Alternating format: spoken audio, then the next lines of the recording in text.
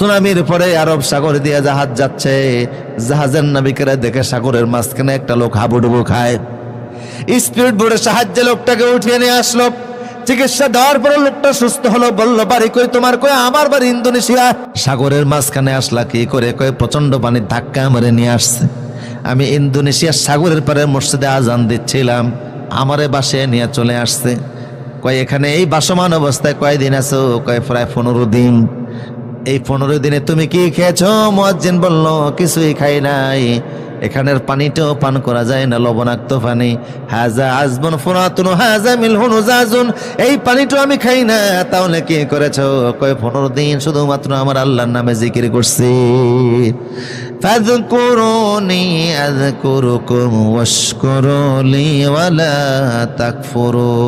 জিকির করব কার? আল্লাহর নামে জিকির করার কারণে দুঃখ কষ্ট কিছুই বলতে পারবো না, শুধু বাসমান অবস্থায় আমি এখানে রয়েছি।